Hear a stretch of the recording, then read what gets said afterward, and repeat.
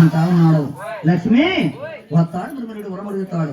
వరం పోతే అలాగని లక్ష్మీదేవి సైడ్ పంపిపోయిందా? లక్ష్మీదేవి సైడ్ పంపి ఈ భూమిత్ర మనిషి ఎలా ఉన్నాడయ్యా?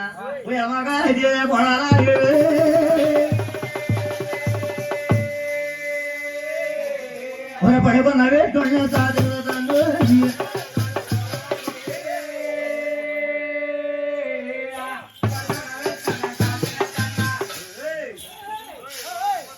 పోతారు కిందలే. ఎప్పుడైతే పడుకున్న మహానపడి పుస్తకాలు తన్నేడు. ఈ తన్నీడునే బాధ లేకుండా రాముడి వారి భగవంతుడు అంటున్నాడు, ఓయ్ మహానబాబా నన్నే తలంచుకు తన్నేవంటే సేవా ఈలో ఏమి గారాంతకారం ఉందో, ఈలో ఏమి గరసన నిలుకుందో నేను ఇప్పుడే కనిపెడతాను. ఈడు చూస్తే మహాపండితులా ఉన్నాడు, ఈడు చూస్తే ధర్మకర్తలా ఉన్నాడు, ఇల్లు గుట్టుముట్టు కనిపెట్టాలి. అలాగని తన్నేడునే బాధ లేకుండా విష్ణుమూర్తి అంటున్నాడు, అయ్యో నన్నెంత గట్టిగా నువ్వు తన్నే వయ్యా బాబు నన్ను తన్నే పాలు నీకంత నిప్పి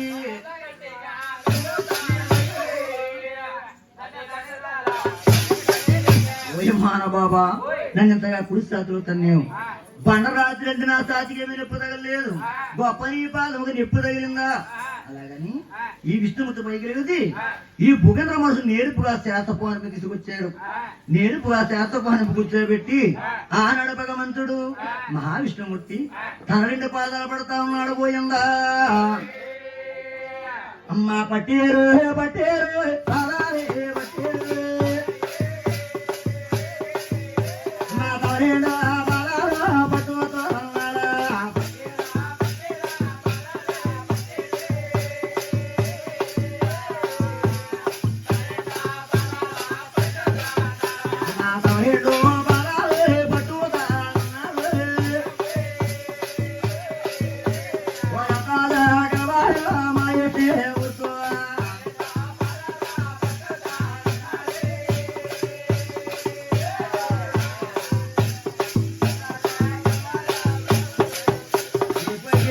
పాదాలు పడతా ఉన్నాడు.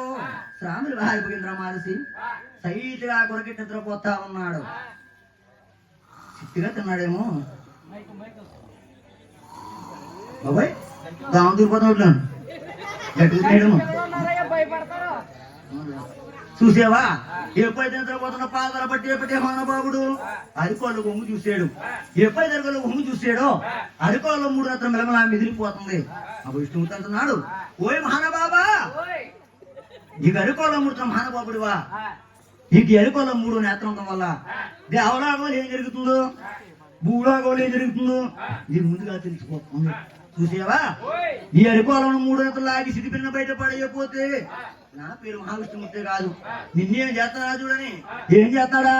అమ్మ పట్టేడే పట్టేడా పట్టేడమ్మా